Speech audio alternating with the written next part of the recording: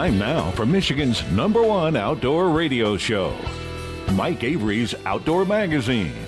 Mike Avery has covered the outdoors in Michigan for more than 4 decades, and that tradition continues today.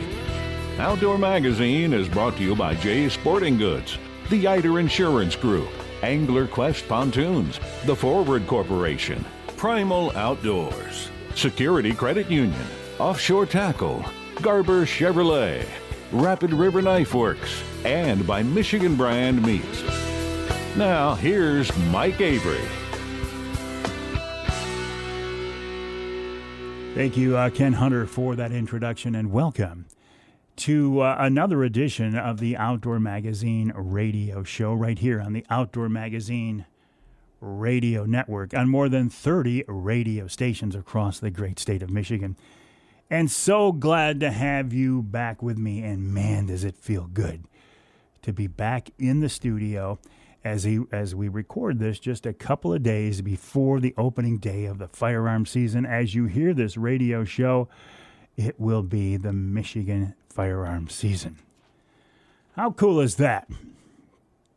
A tradition here in our great state, and I, God willing, will be out there taking advantage of it just as you are. Just a quick update for those of you who are wondering. I'm doing well after my stroke just a couple of weeks ago, by the time you hear the show 2.5 weeks ago. Again, God was watching over me. He spared me. Your prayers have been much appreciated. So thank you for that. But I'm doing well. I got the all clear to drive, so I'm back on the road. I felt like a 16-year-old who got his license. It's like, I'm free. I can do things again. My wife, Denise, doesn't have to drive me around. So that feels pretty good. But I'm doing well. And again, thank you for that. So the weather for this weekend doesn't look like we're going to have any snow really anywhere in our state for the opener. I've been doing a lot of radio. Imagine that. I've been doing some radio interviews with other affiliates across the state, or with my affiliates. And the question they have is, why do you guys want snow for the opener? Well, it's not just so much for the opener, but it's for gun season in general. They say, oh, you like snow for tracking. Yeah, snow is wonderful for tracking, but think about this. When you are hunting a brown animal, and you're hunting a brown animal in a brown woods, it's a little harder to see them. It just comes down to this. If you've got a white background, if you've got white snow on the ground, if you've got snow on the trees, they're easier to see. I don't think we're going to have that this year. But it looks like we will have cooler temperatures, and that is welcome. Cooler temperatures to keep the deer moving, although this time of year, you get the rut. I don't know how much weather plays a role. The deer are going to be moving. I'm going to be sitting over a food plot for opening day and opening weekend. Watching the trail cameras, because I haven't been out there in person the last couple of weeks. But I've been keeping a close eye on things. My grandson Trent has been out there. He's doing some surveillance for me. He's been playing cat and mouse with a couple of big bucks. My hope is that this opening weekend that Trent gets to connect with one of those big bucks that are indeed running around on our lease property. I'm surprised at the quality of some of the deer that we've had around there this season. Really kind of nice. And good to see. So we'll be looking forward to that. There is very little standing corn in my part of the state. In fact, across much of the state, there isn't much standing corn at all. And isn't that nice to see? When there is no standing corn, it's one less excuse that we as deer hunters have. But when there's standing corn, the deer will go into that corn. They'll live in that corn, right? They'll sleep in the corn. They'll eat in the corn. They'll drink in the corn. They'll breed in the corn. And there's really not much reason for them to leave standing corn. But we don't have much standing corn. So that is, that's wonderful. One less one less excuse for us, right? So I think I talked about the fact that we had a lot of rain after the corn was harvested. The level of water in the pond is up behind the house. My dad always said, and this is an old saying, and I love these old sayings, that it won't freeze up for the fall until the ponds are full. And I wondered if that was going to happen this year because it was so dry. The pond behind the house, the water level was low. Everywhere I looked at the ponds as we were driving around, the water level was low. But it looks, the ponds are, the water level's up. It looks like we're good to go for a freeze. So, again, the old sayings come true. The old sayings are true because they've been around for a long time. People talk about the old sayings being true because they've been around for so long. There is truth in those old sayings. All right, let's talk a little bit about deer season. I will be back out there, again, God willing, celebrating the history and tradition of deer hunting here in Michigan. Do I expect to take a big buck? Nope. Do I hope to take a big buck? Yes. Of the 4 of us that I know of right now who will be out there opening morning on the property, Addison's already shot a nice buck, my granddaughter.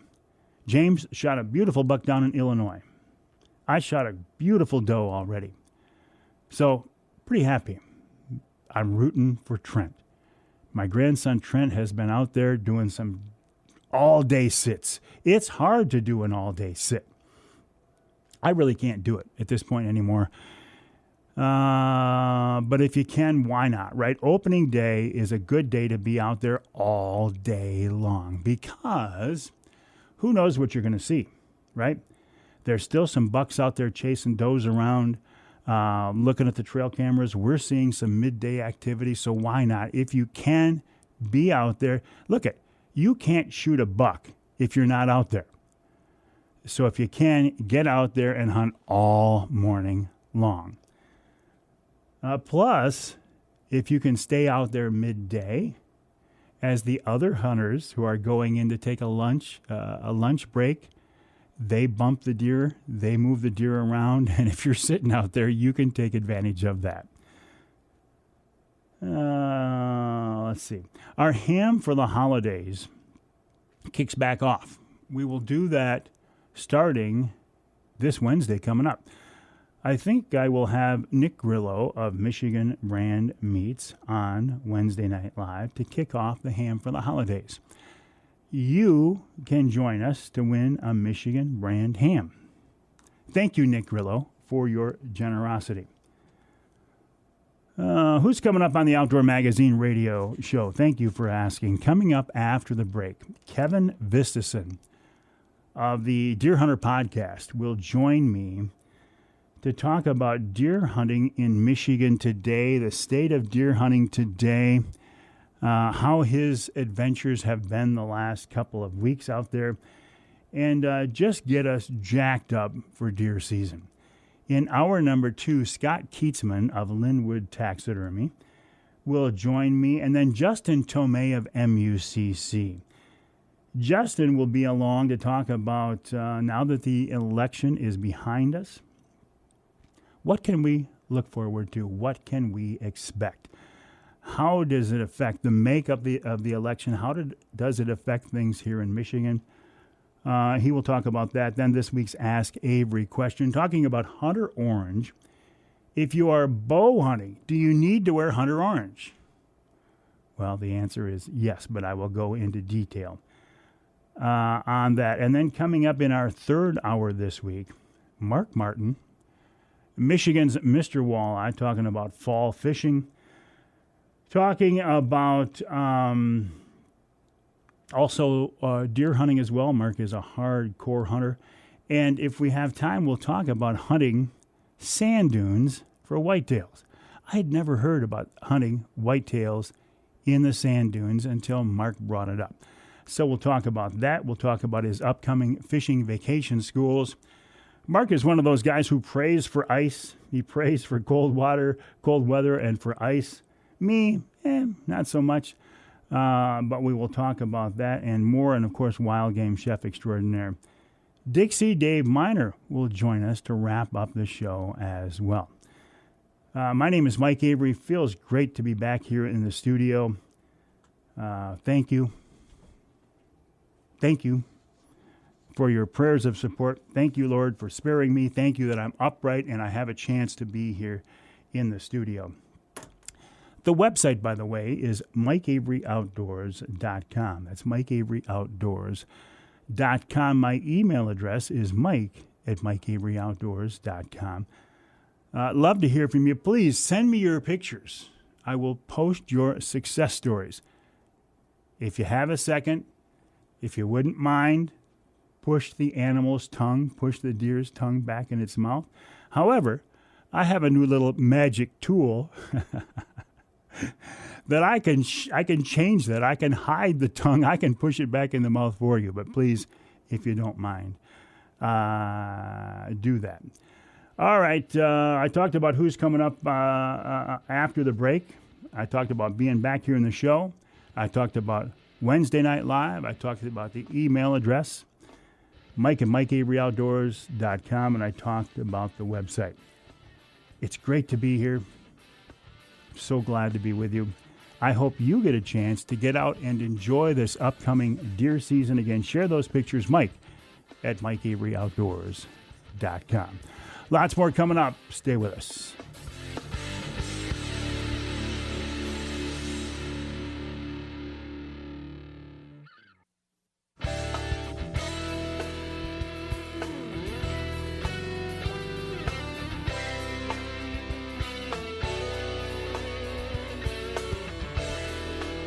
You can hear the Outdoor Magazine show on more than 30 stations across the great state of Michigan every month, every week, including WZTK in Alpena. That's 105.7 FM. You can hear us in St. Joe on WSJM 94.9 FM, and you can hear us north of the bridge in Iron Mountain, WMIQ 1450 AM. This segment of Outdoor Magazine is brought to you by the Linwood Beach Marina and Campground. Linwood Beach can be your year-round Saginaw Bay fishing destination. If you want to take advantage of the great fall fishing on Saginaw Bay, well, Linwood Beach Marina is a great place. If you're done for the year and you need your boat winterized, Linwood Beach can help you out there as well. Check them out online at linwoodbeachmarina.com. That's linwoodbeachmarina.com. It is that time of year, isn't it? It's a wonderful time of year. As you are hearing this radio show, it is the opening weekend of the firearm deer season. What a special time that is. I will be out there. I hope you will be out there. I hope you get a chance to be out there. Deer hunting in Michigan it's part of our history. It's part of our tradition. I feel great in that the last couple of years I have been able to rekindle not my passion. I don't think my passion will ever be back to the level that it was a few years ago. But my love for deer hunting is back. I think deer hunting is a very special tradition in our state. Kevin Vistisen is the host of the Deer Hunter Podcast, deerhunterpodcast.com. I was lucky to be on with Kevin on the podcast. He does a great job.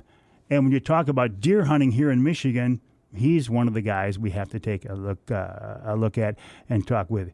Kevin, welcome back to the show. How are you? I'm wonderful, Mike. I'm glad to be talking with you this morning. Frosty morning here in northern Michigan, and the stage is set for a beautiful opening weekend. I am excited. I know many others are as well. You've already been out there. You've had some success this fall, haven't you? I did. I actually, a quick story here. This has been a real emotional roller coaster here for me the last week, 10 days. So here back, not this following weekend, but the weekend prior, so 2 weeks back, on Friday evening, I went out, got in a tree stand, and I didn't even have my quiver off my bow yet. I wasn't even fully set up, and I heard some ruckus, and about 75 yards over, I saw a buck just ripping a scrape apart and thrashing trees, and he was all worked up, and I gave him a little calling sequence, and he didn't seem too interested in me. And, about 10, 15 minutes went by. He was just over there. I was catching little glimpses of him doing his thing. Well, he wasn't too interested in me because what I found out after the fact was he had a doe over there with him. Well, she didn't do him any favors because she decided for whatever reason to come run over right by me and go right down the trail on this ridge side that I was set up. And he followed in tow, and he came over and he decided to stop. I was sitting over a scrape that I had made a few weeks prior, and he decided to do a little challenge there and make a couple of his own, and it gave me the perfect opportunity. I filmed the entire thing, got the camera on him, and made a perfectly placed shot at 25 yards, and he ran right at my tree, actually. And I think he came within 2-3 yards of me, and I filmed the entire thing, and then he ran down the ridge side, and he expired. I captured the whole thing. But to add to that, last weekend I left my backpack at the parking lot. It had that camera with the film footage in it, and I thought I had lost it for forever, and I was just contacted by the state yesterday. Someone turned it in and had my deer tags in it, and they were able to identify me, so I'm getting that footage back today. Oh, I am so glad to hear that. That restores my faith in people. That's great. Yeah, it really is. The bag that it was in had a ton of sentimental value to me. On top of it, had my camera gear in it. On top of had the footage from that whole, and I worked so hard the last couple years to self-film myself getting a deer, and the footage that I captured that weekend was really priceless. And so, yeah, I'm gonna, the guy doesn't know it yet, but I'm taking him a cash reward and find out what his favorite bottle of whatever is, and I'm gonna bring that to him too, because I'm really grateful I'm getting that back just in time. Basically, I was scrambling trying to find some new camera gear and struggling, but heading out the door actually today to head over to deer camp, and really, really excited now. So. Oh, I'm so glad that story is just wonderful. Every part of that story is wonderful. Why is it, Kevin? What is it your passion? Why do you love deer hunting so much? If I had to guess, somewhere back in my ancestry, someone of my family, their responsibility was to bring meat back to the village. I think that's the only explanation I have for it, because obviously here today in modern times, you don't have to hunt. There's a lot of things you can do with your life, but I got to tell you, I couldn't do anything but when deer season comes around, it's a real struggle for me to do anything besides be in the woods. It's like what I belong doing, and that's the thrill, every part about it, the source, being out there sourcing. I always say it's it gives me my opportunity. A lot of people say nowadays they deer hunt to disconnect from, the day to day and the stress and the work and all that. And I say it's my opportunity to reconnect to the natural world and the pace that we're actually supposed to move at. It's part of who we are, isn't it? I mean, our state's psyche, our state's history, our state's tradition, you bring it back to a personal level, but it is in many ways it connects us to our past. Yeah, it really does, and it gives you a chance, like I said, to kind of slow down. Deer season is always for me when I reflect back on my year and I say, did I achieve the goals that I set for myself? So that when I got out here this time of year, I can self-reflect and say I'm on the course that I want to be on. It's almost my audit for myself personally. Every year is that time in the woods to have that time to self-reflect, and it's really critical. And our state, we are so spoiled here, and I know, some people will get negative about it because there are a lot of people hunt and we don't have the big giant deer that they do in the big ag states. But I got to tell you, I just think that is misguided. And if you like an adventure hunt, you don't have to travel out of state. We have so much resources in northern Michigan and in the UP to do adventure hunts. And I have guys that are friends that live out west. They get one deer tag a year. How spoiled are we? We can get 12. You can get 10 antlerless tags and 2 buck tags. You can kill 12 deer and you don't have to leave the state. We are ridiculously spoiled right now. What do you mean by adventure hunt? I mean, like this weekend, what I'm going to do. I'm going to hunt a new area. I've some of these spots I've never stepped foot in. One of the state forest, I believe the Mackinac State Forest is 750,000 acres. So, good luck covering all that. I didn't put any cameras up. It's going to be a true adventure. We're going to put stands and lightweight climbing gear on our backs, in our backpacks, and we're going to hike into the dark to spots, and we're going to set up in a tree, and the sun's going to come up, and you're going to see a beautiful landscape that you may have never seen before, and you're going to be in a spot that you wouldn't otherwise be if you weren't deer hunting, and who knows what's lurking around out there. I've not in this area, but in some other areas this year, I'm blown away, Mike, at the size of some of the deer that I am getting on camera here in the state of Michigan. I mean, it is the kind of deer that anybody would pay big money to travel out of state and go do a deer hunt, like once in a lifetime opportunities. And these deer are here in the big woods and the state forest in northern Michigan. Are they here because of the trend in our state among many hunters to let these smaller bucks go, or is it here because you're a better hunter now and you're farther back into the backcountry? What role does the rack itself play in this whole thing? I think both of those things and everything above and beyond. I think the big thing is self-governance, and I think you nailed it right on the head. We have the resources nowadays to get educated, to be better deer hunters. Listen, I grew up hunting a small piece of private land, going to a box blind, putting piles of apples and corn out. That was my education as a hunter until I got to be a young adult and started venturing out and learning from other people. And yeah, once you've killed a few deer, and you've gotten a few under your belt, if you want to go for something bigger, a little bit of patience. I think cameras help immensely. I really do. I really think if you have a confirmation that a bigger deer is in the area, it's a lot easier to not shoot the first one that comes through opening morning. I think that's helping a lot. And then I do think the culture's changing. The places where there are APRs, I've seen just incredible results from, that structure of management. So everything working together, but self-governance being the biggest thing.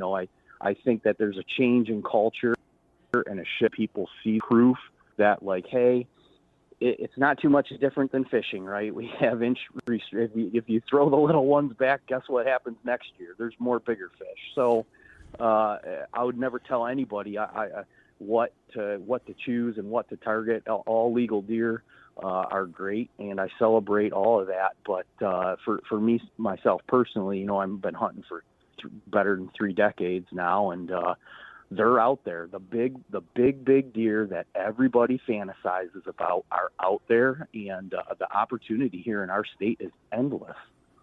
We're talking with Kevin Vistisen of the Deer Hunter Podcast. The website, deerhunterpodcast.com, deerhunterpodcast.com, but you can find Kevin all over social media. We got to take a break here in the Outdoor Magazine show, Kevin. When we come back, I want to talk to you about this personal experience of deer hunting. It is what you want it to be. For some people, it's small bucks. For some people, it's trophy bucks. But let's talk about deer hunting in Michigan today and beyond as we continue our conversation with Kevin Vistisen of the Deer Hunter Podcast. Coming up later in the show, in hour number 2, Scott Kietzman of Linwood Taxidermy will join me. Also, Justin Tomei of MUCC. And this week's Ask Avery segment. And in hour number 3, I'll talk a little fall fishing and deer hunting and more. Mark Martin and also wild game chef extraordinaire Dixie Dave Minar, all coming up yet this week right here on Outdoor Magazine.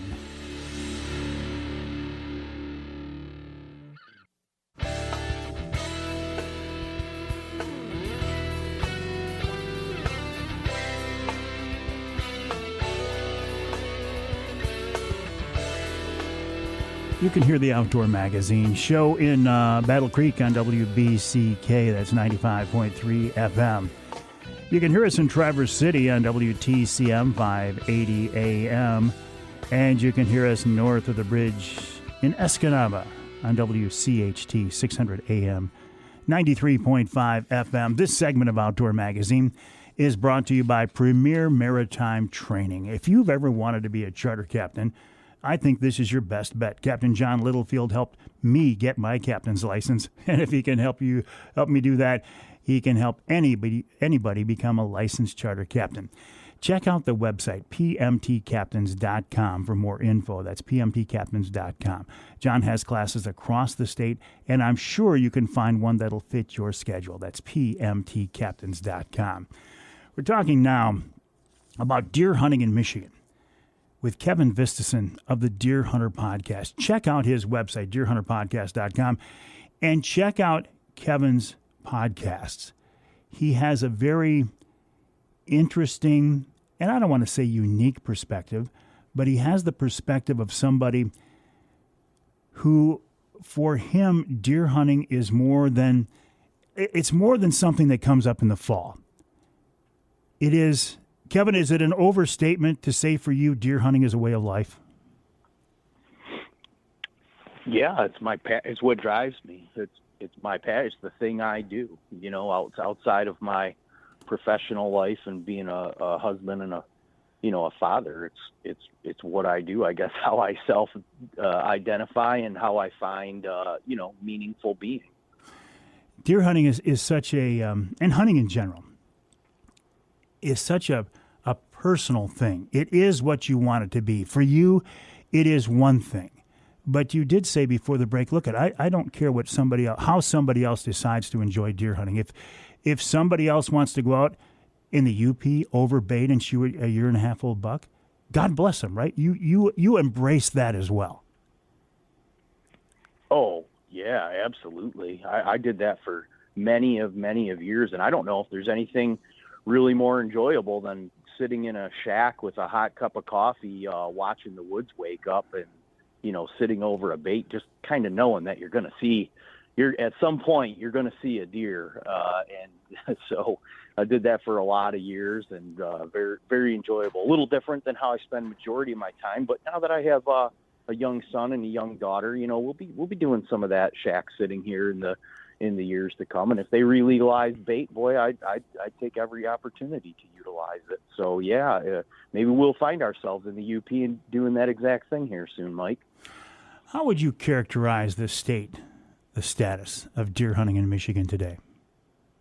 Well, you got a lot of different things going on. You got a lot of different personalities. You have a few different groups that want different things. And when I was saying that I think we're spoiled, if it's not your thing to go stomp around in the state forest and you want to manage a small farm, I do think that those guys it's hard. You look at Kansas and Iowa and Illinois where somebody maybe has a 600-700 acre farm and there's 3 guys that hunt it, and they don't shoot deer that are anywhere younger than 4 or 5 years old. You have a completely different scenario than if you have 10, 30, 60 acres here in the state of Michigan with a couple guys hunting it, and then neighboring properties doing all the same with, few to little restrictions. It's just, I had a friend tell me, if you love skiing, don't curse the weather, go where there's snow, and I do hear these guys complain constantly about what it is. And I just think, well, you're not in the spot. You're not where, if that's what you want to do, the landscape here is not going to provide that. You're going to impose some really heavy restrictions. So, there's some different views. I understand the frustration that some guys have there in regards to that. I don't think anybody would give the state 10 out of 10 for deer management right now. I think they do an okay job. I try to just, stay in my lane, control what I can control, and not spend too much time, like I said, trying to control the weather. I'll chase the snow. All right, so we make the transition from bow season into firearm season. Is that a whole different ball game, Kevin? For me, not so much. A little bit. I changed my equipment up a little bit. I still archery hunt out of a tree stand, but I pretty much exclusively gun hunt now out of a saddle. I started doing that a few years ago, and I found it to be just incredibly effective. One, because the foliage is down, you can conceal yourself by kind of putting the tree in between you and the deer movement. And then you're really well situated up there, very stable. You can use your bridge of the saddle, and you can use the tree almost as a fixed point to put your forearm and your rifle. So you're almost a sniper up there. So I changed my gear around a little bit. I do obviously maybe like to have a little bit better visibility, but still, I still hunt heavy cover, funnels, and all the spots that, I had a good friend tell me before, well, a mutual friend, when we were talking yesterday, bless his heart, Nick Percy, he used to tell me that if deer don't have things touching them, they're not comfortable, which means if they're not in thick cover, if they're really not going to spend too much time standing around in open hardwoods and the stuff that's really pretty to look at and see through. Deer like to be in thick cover. So I like to be right in or on the outskirts of those heavy transitions. And other than that, not a whole lot changes for me, except for I will sit, longer. I typically don't sit all day, but I might sit till noon. I might get down, have a sandwich. I might hang tight. We got to take a break. Kevin Vistisen of a Deer Hunter podcast coming up.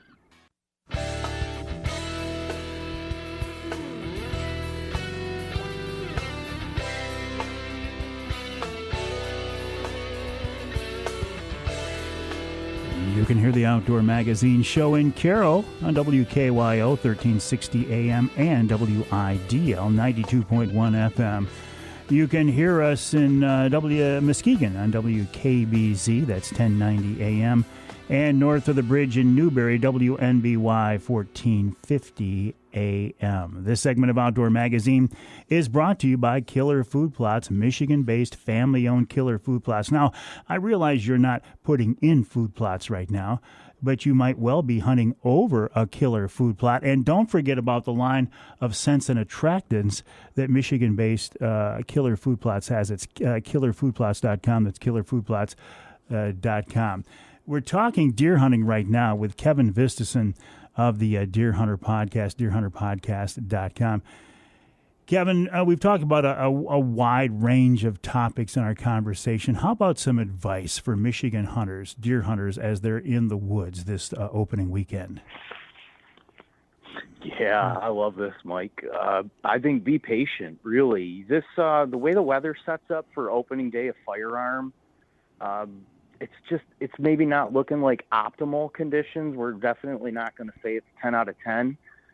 I know a lot of people get real discouraged after opening day or the day after. They feel like that's their big opportunity. Maybe it's the time that they took off. It's their big focus. But I got to tell you, I don't think there's a better opportunity to kill an above average quality buck than Thanksgiving weekend. I've said this for a long time.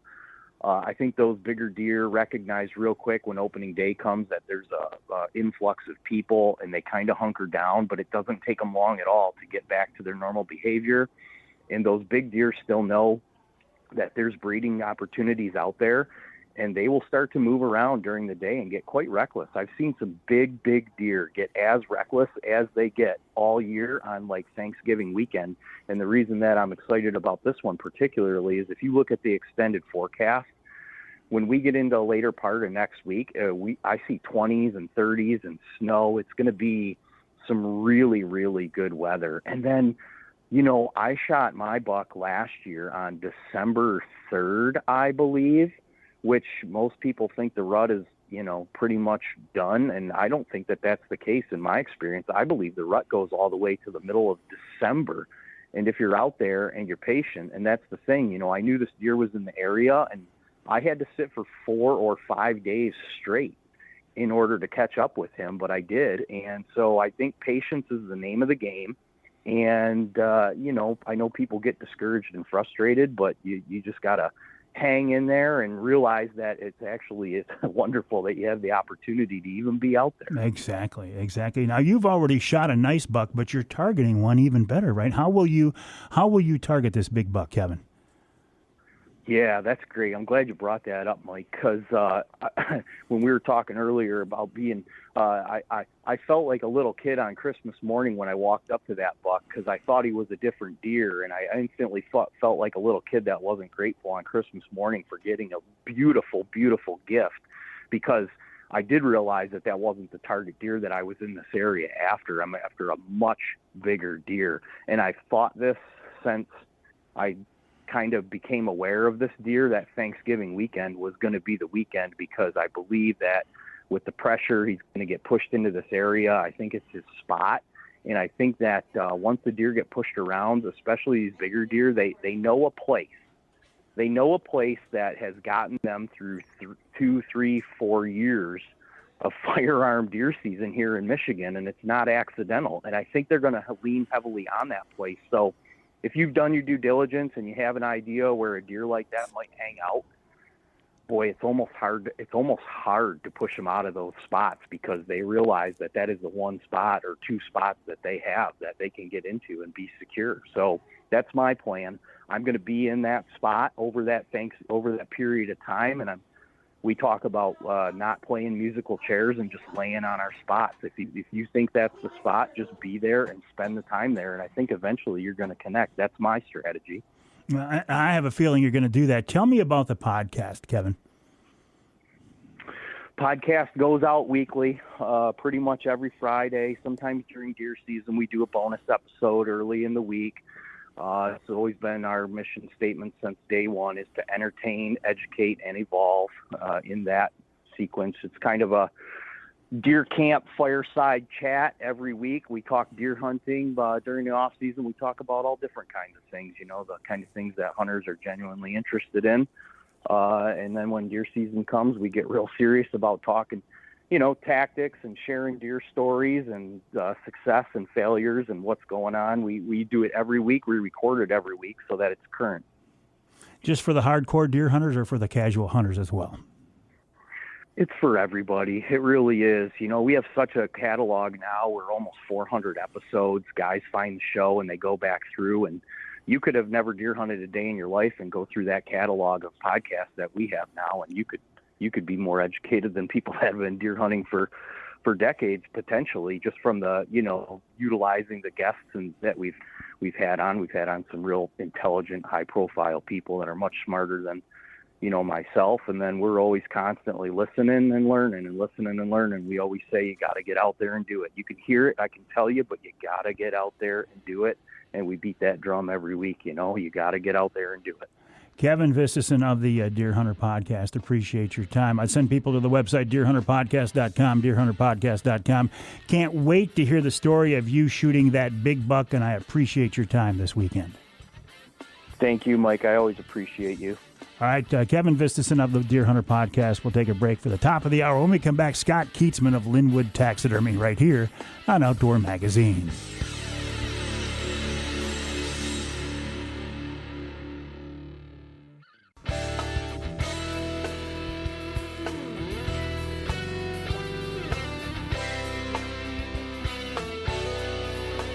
Time now for Michigan's #1 outdoor radio show, Mike Avery's Outdoor Magazine. Mike Avery has covered the outdoors in Michigan for more than 4 decades, and that tradition continues today. Outdoor Magazine is brought to you by Jay's Sporting Goods, the Eider Insurance Group, Angler Quest Pontoons, the Forward Corporation, Primal Outdoors, Security Credit Union, Offshore Tackle, Garber Chevrolet, Rapid River Knife Works, and by Michigan Brand Meats. Now, here's Mike Avery. Well, thank you, Ken Hunter, for that introduction, and welcome to hour number 2 of this week's Outdoor Magazine radio show right here on the Outdoor Magazine Radio Network on more than 30 radio stations across the great state of Michigan. As I always say each and every week, I think the best way to listen to this show, if you can, is on your local radio station. if you listen to your local AM or FM station, you get your local news, local weather, and local sports, even your local commercials. Honestly, maybe there's something you want to take advantage of, a sale or something that you would not have known about if you weren't listening to Outdoor Magazine Radio on your local radio station.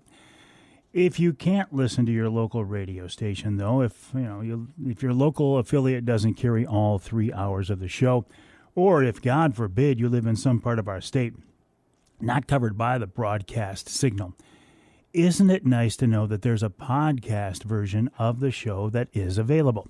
You can hear, and the podcast, the content is exactly the same. The difference is you can't hear the podcast version of the show until after the broadcast stations air the content.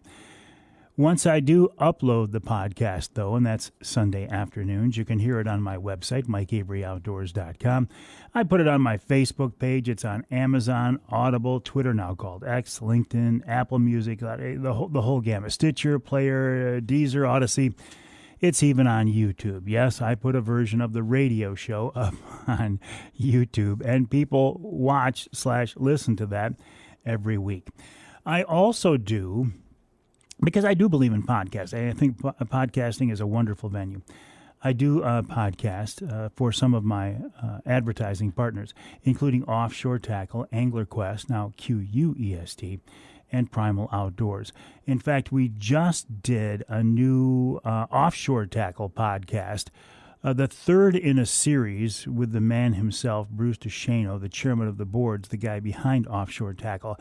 It's a very interesting conversation. It turned out to be a 3-part conversation over the period of several months with Bruce DeShano, and you can hear that podcast on their website, offshoretackle.com. That's offshoretackle.com, and also on my website and my Facebook page as well. And I would encourage you to check that out if you get a chance. So what's going on right now in the outdoors? I'm back in the studio after being gone here for a couple of weeks. I'm doing very well. Thank you. Appreciate that. Looking forward to the weekend coming up. The opening weekend of firearm deer season here in Michigan. And when I think about deer hunting here, I have mixed thoughts, because I have had an up and down roller coaster ride with deer hunting here in our state. I grew up deer hunting, grew up in a deer hunting family, fell in love with it, got pretty intense about it, pretty hardcore about it when I was doing the TV show, and then saw the direction of deer hunting kind of go in a direction that I wasn't happy with mandatory antler point restrictions and trophy hunting and such, and kind of got away from it. And these days, the last couple of years, I have really started to come back to my deer hunting roots. I have decided to let all of the outside influences I don't want to deal with it. I want to hear about it. I don't care about it. I want to get back to deer hunting. I want to get back to deer hunting with my family. I shot a nice doe earlier in the season, the first whitetail I've shot in many years, and it feels good. I'm glad to be back. I will be out there. I was out there opening morning with my Brenton 350 Legend. I'm out there this weekend seeing what I can shoot. I'm not looking for another doe. I'm not looking for a small buck. If you want to shoot a small buck, and I mean this sincerely, God bless you. I will celebrate that harvest to the nth degree. Whatever you decide to shoot, it's your hunt. Hunt your hunt. Enjoy it. I'm with you. I, at this point, personally, I'm not looking for another doe. I want to shoot a buck, 2.5-year-old buck or bigger, and we have at least 3 of them that have been running around the property. So that's kind of what I'm looking forward to. The thing about hunting is it is such a personal experience, and one person's trophy is not necessarily another person's trophy. But when I look at my hunting career, much of it back when I had a TV show and I was fortunate to travel a lot of cool places and to hunt a lot of cool things, I look at, say, the basement of my house. The basement of my house is a representation of many years of hunting in some cool places. There are African trophies there. There are Kansas trophies there. There are Florida trophies there. There are Canada trophies there. There are Michigan trophies there. And it's nice to have those trophies hanging on the wall to look back on. Scott Kietzman is a master taxidermist. He's with Linwood Taxidermy, linwoodtaxidermy.com, and he joins us now to talk about taxidermy and how we can preserve our hunting memories. Scott, welcome back to the show. How are you, buddy? Hey, Mike, I'm doing good, thanks, and I'm glad you're back on track there with your health. Back. Good Lord, we were praying for you, man. and I appreciate that so much. It's good to be upright. It's good to have survived that whole situation and be here in the studio now talking to you. And Scott, it's prayers from people like you that and God's blessing that got me through. So thank you for that, my friend. I do appreciate it. Amen. This time of year, I mean, I know for you that, man, year-round it's busy, but this firearm season has to really, that's your busy time of year, isn't it? Yeah, absolutely. Like I said, we're busy year-round. There's never a slow moment here. We've always got stuff to do and stuff coming in the door and going out the door. But by far, I think most any Michigan taxidermist, whitetail deer are your bread and butter. Yeah, by far the firearm season is extremely hectic. What do you see? What comes in the door these days? Are you seeing more trophy bucks as Michigan hunters in large part become more selective, or are you seeing a lot of the smaller bucks, the grandkids' first bucks, the kids' first bucks? What do you see, Scott? We're seeing all of that, yes. The grandkids' first bucks and the wife's first bucks and the daughter's first bucks, all that. But I'll tell you, Mike, this year we have seen by far the nicest, the quality deer coming in the door that we've seen in probably 6-7 years. Really? Yeah. The bucks are getting bigger. I don't know what to contribute that to, if it's the ever controversial antler point restrictions or whatever. But people are shooting dandies. I mean, very few are what we would consider small bucks. So the quality is out there. I think if everybody just be patient a little bit and be selective, they're there because we're seeing them.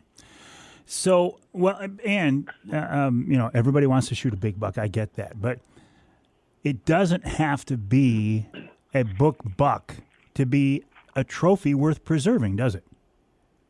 No, absolutely not. And we still get our fair share of, right down to does. We've mounted a few button bucks this year. It's a trophy is in the eye of the beholder, like I always say. Don't ask anybody if this animal is worth mounting because you're going to start a war. What's it to you? What is it to you? Is it hold a memory? Is it a trophy buck? Were you with your kid when you did it? Were you with your wife, your grandpa, grandma, dad, whatever? Everything has its own value. Don't think that we don't do a little bit of everything, big, little, small, and sometimes even littler. And so what do we do in the field? I mean, if you shoot a trophy buck, okay, again, trophy is a subjective word. If you shoot a 160-inch buck, yeah, he's going to the taxidermist. If you shoot a smaller buck and you say, you know what, I might want to just get this thing mounted, what do we do in the field to make your job easier and so you can give us a better product in the end?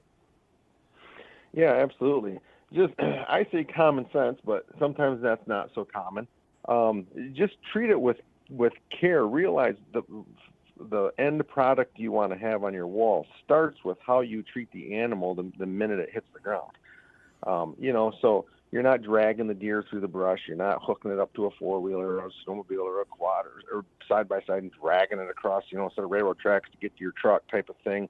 You're not putting a rope around its neck. You're treating it with care.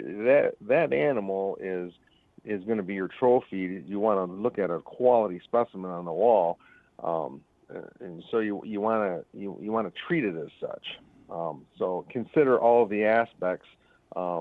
And that's the biggest thing is try to keep it dry and cold, and don't be dragging it around and leaving it lay on the hood of your truck or in the trail for everybody to see, or running to the bars in the night showing everybody. Get the thing skinned, get it cooled down, and if you can, get it to your taxidermist as fast as possible.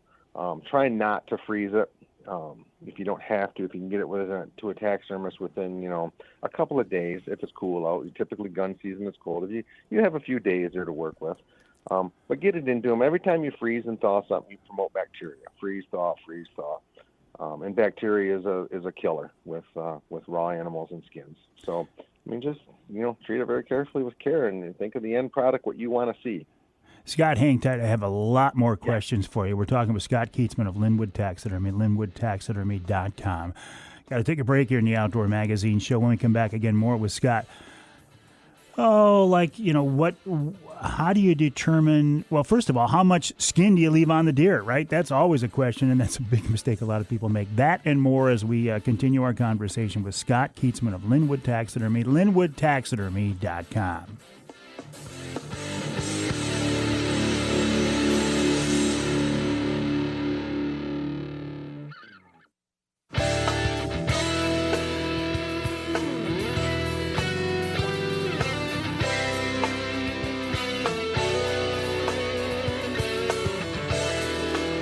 You can hear the Outdoor Magazine show in Sheboygan on Big Country Gold. That's WCBY, 1240 AM, 100.7 FM.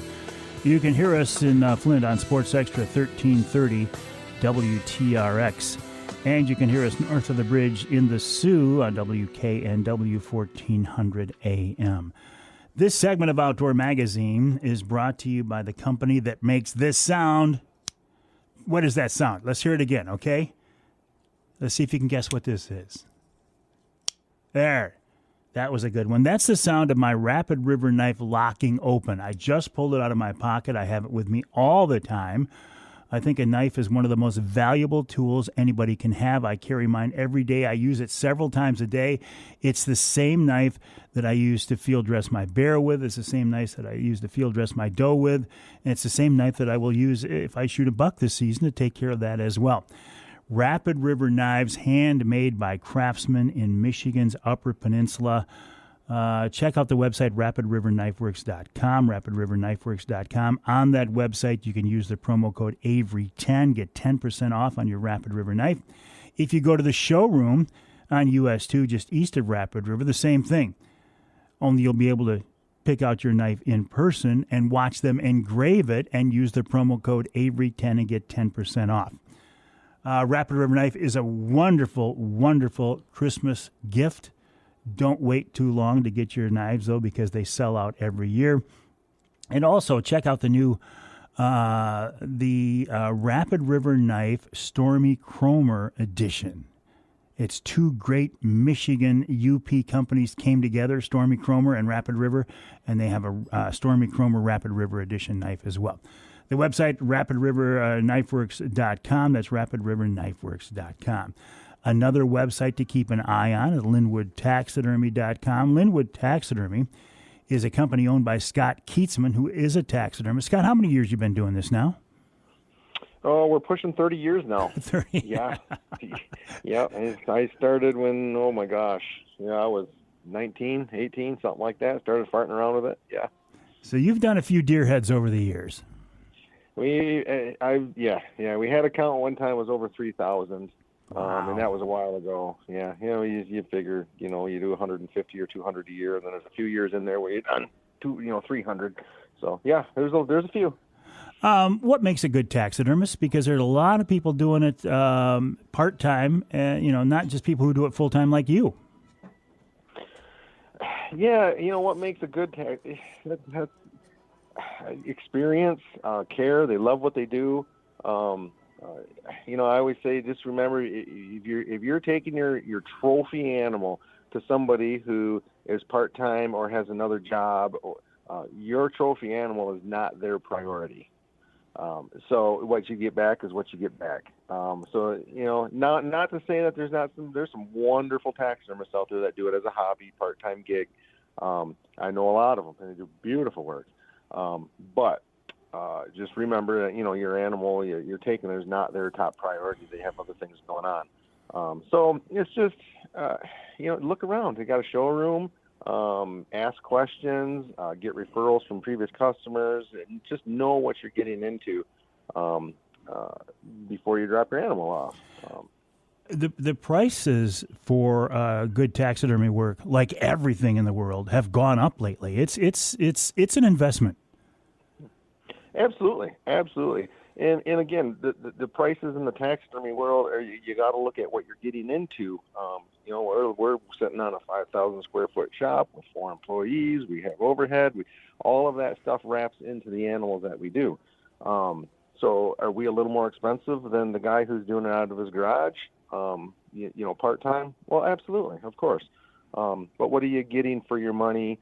You know, is the taxidermist insured? What happens if there's an emergency with your animal? What happens if there's a break and entry? What happens if there's a fire? What are you getting for that extra money that you're paying?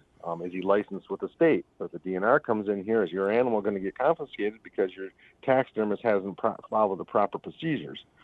So all that is wrapped into, you know, your trophy. So, you know, use your judgment and, you know, when you take it to a full-time guy with all of that on his plate, you expect to get the best.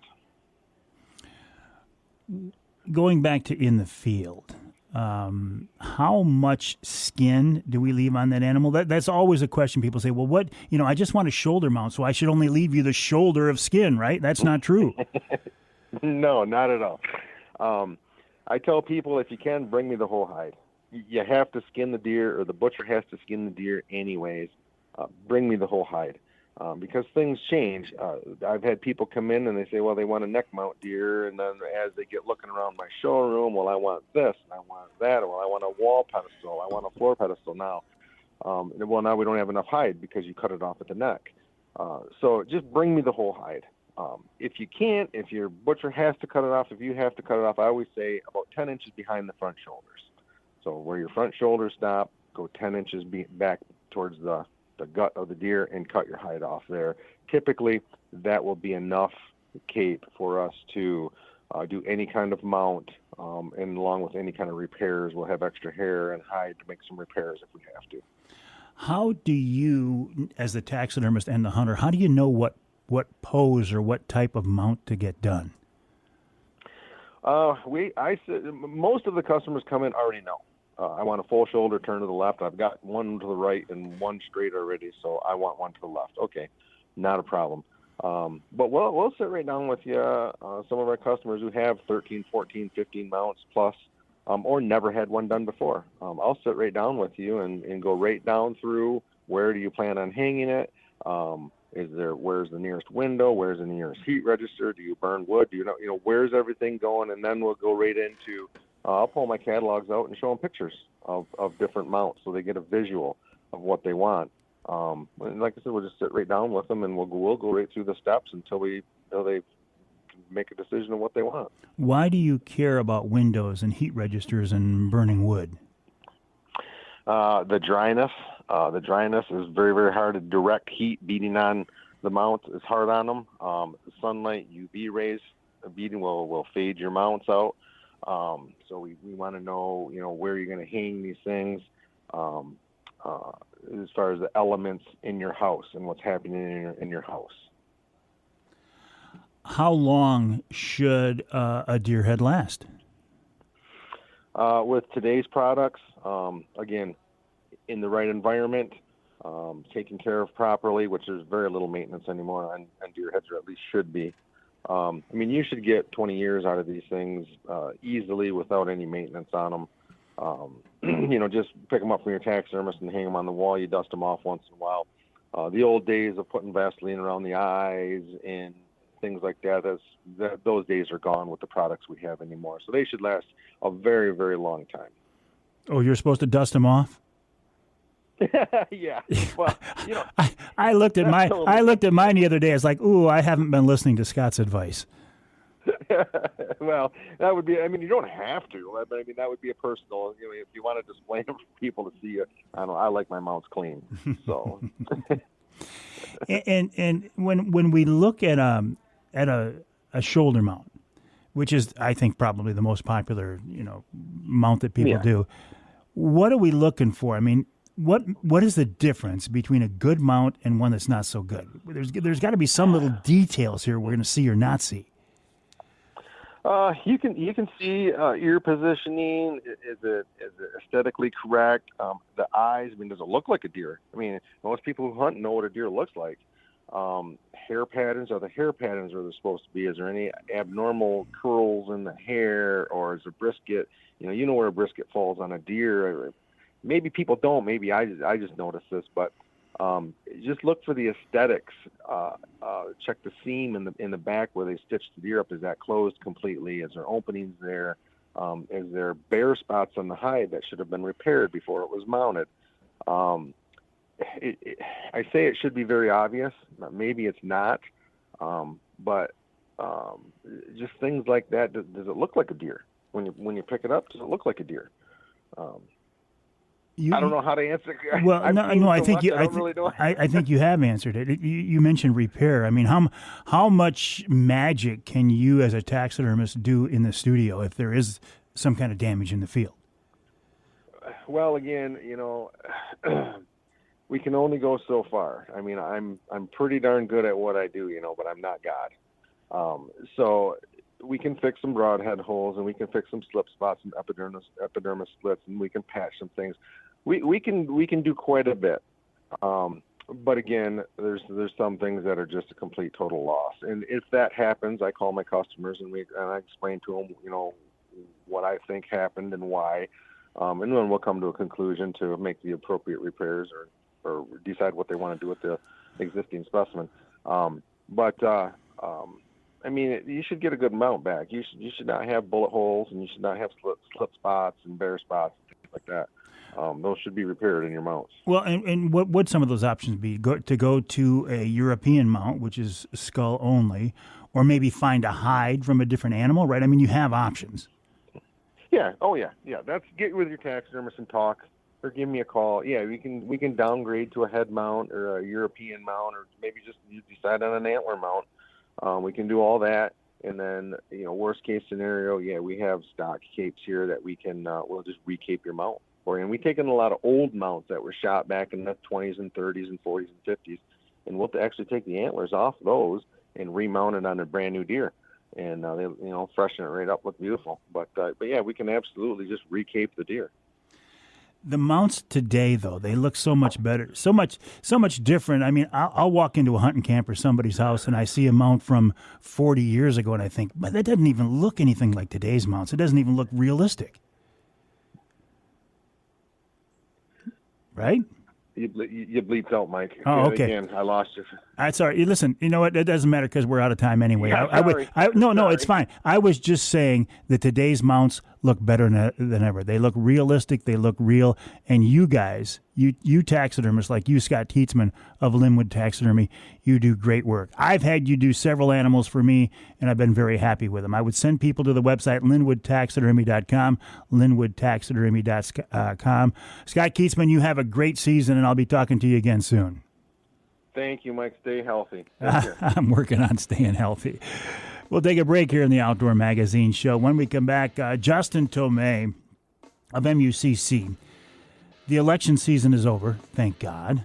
What effect does that have now here in Michigan as far as hunting and fishing related legislation? Well, Justin's the guy to talk with about that.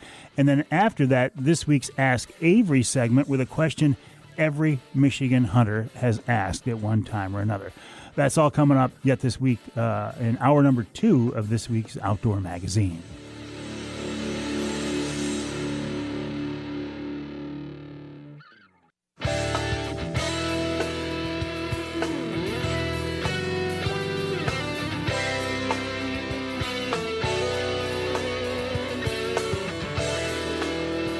You can hear the Outdoor Magazine show in Houghton Lake on the Twister 92.1 WTWS. You can hear us in Holland on WHTC 1450 AM, 99.7 FM. And you can hear us north of the bridge in Marquette, WDMJ 1320 AM. This segment of Outdoor Magazine brought to you by Michigan-based family-owned Versa Skins. Just change your skin for the season you're in. Now that we're into firearm season, you're going to want to change the skin on your Versa Skins jackets to blaze orange. And to do that, you snap on and zip on an outer shell, and it takes less than a minute. If you are looking for big sizes, I'm talking 4, 5, 6X, Versa Skins can help you out there. And if you are a saddle hunter and I don't mean somebody who's riding a horse. I mean a saddle hunter who's hunting from a tree saddle. VersaSkins has jackets just for you. Go to the website versaskins.com. That's versaskins.com. You'll see what I mean. You can also find VersaSkins on Amazon. Go to amazon.com and do a search for VersaSkins brand. I will be wearing VersaSkins. I am wearing VersaSkins this weekend as I'm out there, staying nice and warm and wearing a blaze orange camo pattern by just snapping on and zipping on an outside camo shell. Change your skin for the season you're in. Versaskins.com. I want to turn our attention now to MUCC, Michigan United Conservation Clubs. Justin Tomei. Justin, the election is over. I say thank God. You're probably still coming down from that because you love that kind of stuff. But what does it mean now for Michigan hunters and anglers? What are we seeing on the horizon? Oh, I am still coming down, but the aftermath is almost as fun as the lead up. But as far as hunters and anglers, we're starting to get an idea of what that's going to look like. So obviously in Michigan, the Republicans flipped the House of Representatives. I think their total is going to be 58 seats. So they'll have a couple vote buffer for their majority. And what next year looks like is a whole other problem because we got to get through lame duck first, which is the period between now and the end of session, which is going to be right before Christmas. And because the Democrats will be losing power, presumably they will have an aggressive agenda that they're trying to complete during that time frame. Now, that can be good and bad. There's a lot of good bills that we think we could move, particularly as it relates to habitat protections, water protections, things like that. It could be bad because there could be some kind of red meat hunting bills that maybe we don't like that could come out. Fortunately, there's no major bad bills on the hunting, fishing, trapping, natural resources side of things that are kind of lingering. So that is a positive for the Michigan outdoorsman and woman, that there's nothing like sitting out there lingering that we have to worry about.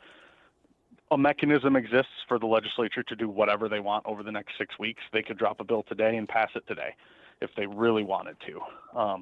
But at least we don't have any, anything out there spooky sitting there scaring us. No.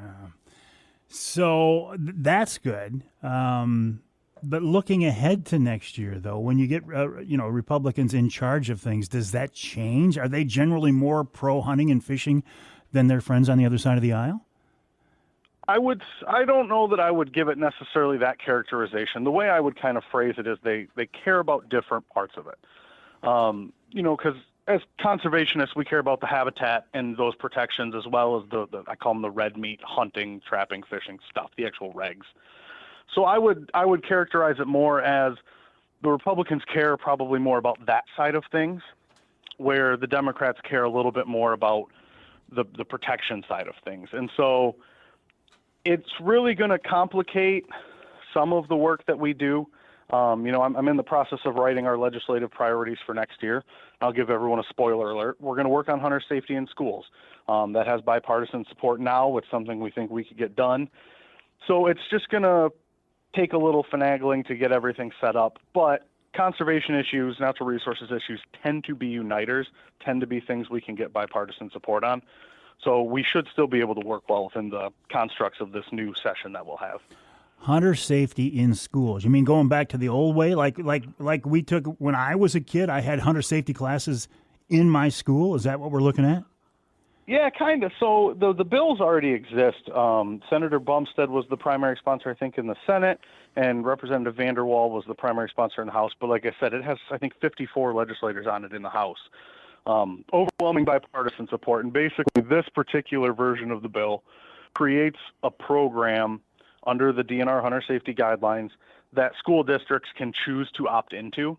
They are not mandated to. They are not forced to in any way. If that's something your local community sees value in, they can choose to opt into it. So, something along those lines is probably something that we'll be able to make a good run at next year.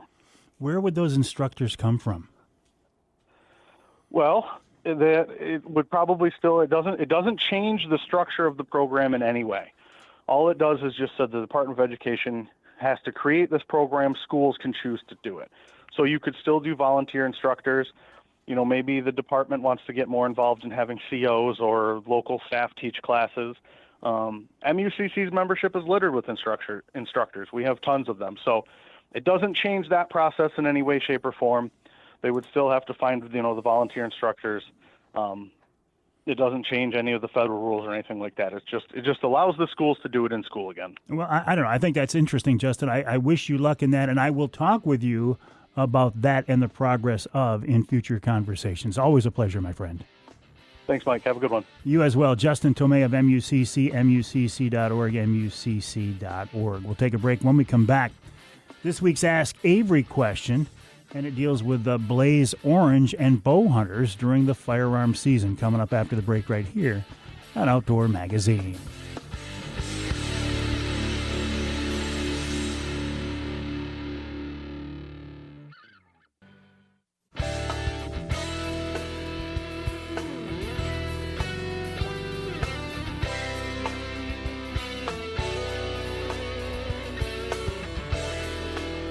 You can hear the Outdoor Magazine show in Houghton Lake on 98.5 WUPS. You can hear us in Lansing on WILS 1320 AM. And you can hear us in, let's go to Tawas, WIOS. You can hear us on 1480 AM and 106.9 FM. In fact, twice each weekend. The Ask Avery segment is brought to you each week by the good folks at Security Credit Union. Security Credit Union loves to work with outdoorsmen and women, and they can help you with your next outdoor adventure. Check them out online at securitycu.org. That's securitycu.org. You know this by now, but the way the Ask Avery segment works is this is your chance to get involved in the content, the programming of the show, the meat of the show. You can get your question answered. Maybe it's something that you want me to answer directly, or you want me to pass along to the folks at, MUCC or DNR. The best way to get those questions to me is to send me an email to mike@mikeaveryoutdoors.com. That's mike@mikeaveryoutdoors.com. Please don't send them to me in a social media message. I get so many of those, and a lot of them get overlooked. Send them to me in an email, mike@mikeaveryoutdoors.com. That's exactly what Patrick Hogan did.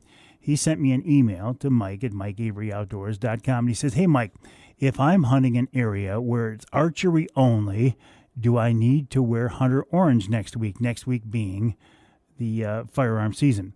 He says it falls on the calendar during the gun season, but there's no gun season allowed where I hunt.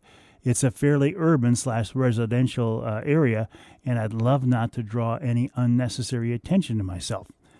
I get that completely, Patrick. In fact, I used to hunt in an area much like that. I thought I knew the answer to this, but I wanted to reach out to folks in the DNR to be sure. So I sent a text to Lieutenant Joe Molnar, who was on the show with me, in fact, last week. He said, here's the answer, Mike. He says, during the firearm deer season, everyone is required to wear hunter orange regardless of the weapon, the tool that is used. Okay. I said, thank you. I thought I know that, but I feel better with the verification. Just a quick follow-up, Lieutenant, just to be clear. If there is no firearm season in a particular area, bow hunters are still required to wear hunter orange during the regular firearm season, correct? He says November 15th to the 30th, they must wear hunter orange. So even if you're bow hunting during the gun season, if it's during the gun season, if there is a gun season open in that part during that time in the state, you must wear hunter orange. So even if you are bow hunting, and you can do this, just because it's firearm season doesn't mean you cannot continue to bow hunt, because I've done this myself many times. But if you're bow hunting, you must wear hunter orange. You must wear blaze orange. And isn't, from a safety perspective, if you're going to be in the woods during the firearm season, I think you want to be wearing hunter orange. Now, how much hunter orange? It has to be visible from all sides. You could wear just a hat. If that hat is visible from all sides, you're good to go. If you have that hat on and you're wearing a hoodie and you cover it with a hood that is not blaze orange, no, you're not legal because you can't see it from all sides. if you're hunting on, and how much blaze orange to wear is a very subjective, well, it's not subjective. It is legally spelled out. I think it's 450 inches from all sides. If you're hunting on state land opening day, I think you probably want to wear as much blaze orange as possible, right? I mean, it's a matter of safety. Can the deer see blaze orange? That's a good question. I don't know what deer can see. The experts say that deer cannot see blaze orange. The experts say that deer see a color palette that's different than what you and I see. I really don't know how they know that. I don't know for sure, but I think always better to err on the side of caution, right? The more blaze orange, the better, if you're on public land on opening day or opening weekend. I will be wearing Versa skins, which allows me to easily change into more blaze orange and just put a vest on. I probably will have a blaze orange hat on, too. I don't know. We'll see if I grab it on the way out the door, how cold it is. But, if you are bow hunting during the gun season, you have to wear blaze orange because it is the gun season. As always, a big thank you to the folks at Security Credit Union for making each week's Ask Avery segment possible. Check them out online at securitycu.org. That's securitycu.org. If you have a question for me, well, let me rephrase. If you have a question that you would like me to answer, either something that you want me to answer directly or something you want me to pass along to the powers that be, somebody that maybe I have access to that you don't.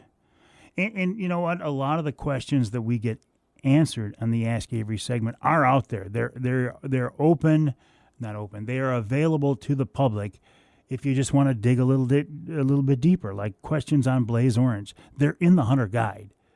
But sometimes that guide can be a little bit overwhelming, and it's just nice to be able to reach out to somebody directly and say, here's my question, what is the answer? I got your back. Send me an email, mike@mikeaveryoutdoors.com. That's mike@mikeaveryoutdoors.com. Thank you, Security Credit Union, for making each week's Ask Avery segment possible. We will take a break for the top of the hour. When we come back in our third and final hour, we're going to talk to Mark Martin about fall fishing, about deer hunting the sand dunes, and more. And, of course, we'll wrap it all up with wild game chef extraordinaire Dixie Dave Minar in hour 3 of this week's Outdoor Magazine.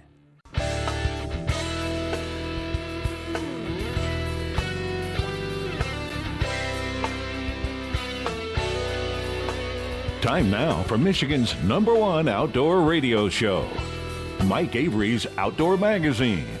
Mike Avery has covered the outdoors in Michigan for more than 4 decades, and that tradition continues today. Outdoor Magazine is brought to you by Jay's Sporting Goods, the Eider Insurance Group, Angler Quest Pontoons, the Forward Corporation, Primal Outdoors, Security Credit Union, Offshore Tackle, Garber Chevrolet, Rapid River Knife Works, and by Michigan Brand Meats. Now, here's Mike Avery. Indeed, this is the big guy, Mike Avery. Thank you, Ken Hunter, for that introduction, and welcome to hour number 3 of this week's Outdoor Magazine radio show, right here on the Outdoor Magazine radio network on more than 30 radio stations across the great state of Michigan. And so glad to have you along with us on this opening weekend of the firearm deer season here in the great state of Michigan.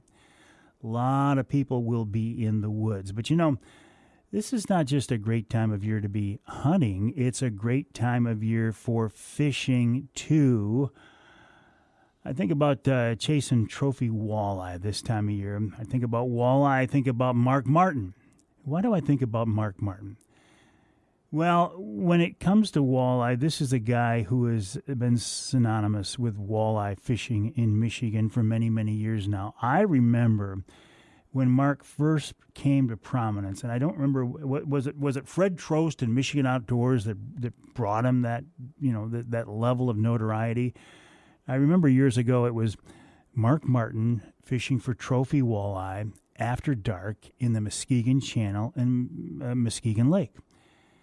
And he and his clients caught so many trophy walleye that at the time, the master angler size limit was 9 pounds. Well, they had to raise that to 10 pounds because Mark Martin's clients were catching so many fish that a 9-pound walleye wasn't really that big a deal anymore. Well, Mark kind of became well known in the fishing world then. And then he decided, okay, I'm going to try fishing tournaments.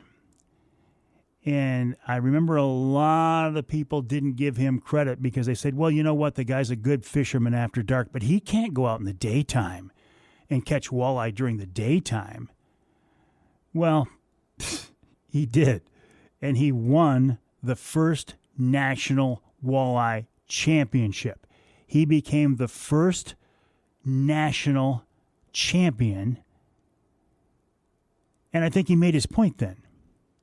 Well, since then, Mark's made a lot of points, and he's done a lot of things, and he's with us now on the Outdoor Magazine. Oh, and by the way, he just happens to be an avid, hardcore deer hunter as well.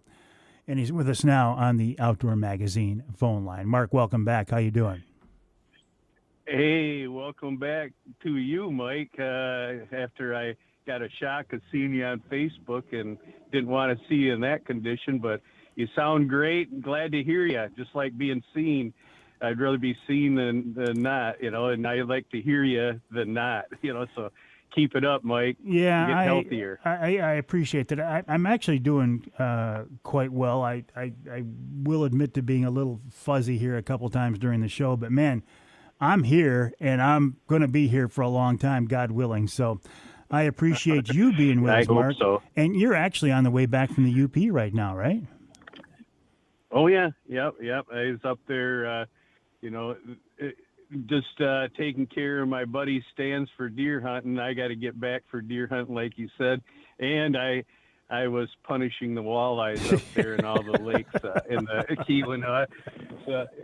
And I actually got one of my, not the best musky I ever got, but it was pretty darn good. It was, I didn't take it out of the water. I got it right up next to the boat, and we kind of took a cryptic measurement, and it was 53 inches long, which is a monster. That is a monster. Wow. And took my hound dog retriever line, and I put it down by its tail and out by its nose. And we figured it had to be between, in the 40-pound mark, not 50, but in the 40 for sure. Wow. So, and that was fishing walleyes with 6-pound fluorocarbon, and didn't have a problem at all getting it up. It was a tussle, but it was my buddy in my boat with me says, "Oh, we got to get it. I want a picture of it." And I says, "You're a musky guide in Wisconsin." He goes, "But this is one of the biggest ones I've ever seen." And he's 70 years old. And I said, "Jim, if we do that," I says, "for one thing, we don't have a net quite big enough. I played it out as far as I dare. If I play it out anymore, they're really hard to release. I'll spend 40 minutes," I said, "probably trying to revive this thing. And maybe it will, maybe it won't. But right now, I can release it and let it go." And he thought about it, and he said, "Okay." So I didn't get no pictures of it, but once you've got big ones, and it's more important to let something like that go so somebody else can have the opportunity. I guess I'm almost 68 years old, and I think about other things and other people, and I teach, and that's a teaching moment for a 70-year-old that I just did. Mm-hmm. That you don't need to do it, but we were catching. I think we caught about 40 walleyes that day, so it wasn't like we were having a hard time catching fish. I said, "Jim, let's," and a little, all day long, it was like, oh, I wish we'd have got a picture of that fish. I said, well, look at this nice 23-inch walleye we just caught. I'll take a picture of you with that. Okay. You said you were said you were punishing the walleye. What did they do to deserve your punishment? Well, I had to get out there because I've been spending a lot of time on my pole barn, and I just I just had to get out there and catch fish. That I just use that little phrase. No, I know, and I actually love it. I thought that was funny as could be. But no, I really had a good time up there. It didn't matter where I went, on what lake I went, pretty much any method I used. But my favorite method is to, use great big crick chubs, and that's probably what got the encounter with that big muskie. If I'd have been using a little jig and a little minnow, or maybe I got it on a crankbait too, but that great big crick chub down there fishing for bigger walleye. And I'll tell you, an 8-inch crick chub, you'll catch sometimes a 10, 12-inch walleye on it. Really? And they'll have it in it gets the attention of every fish down there. It's kind of cool too, because you're using a rig with a number 2 hook and a 3/4 ounce egg sinker. So you're fishing almost straight down from the boat.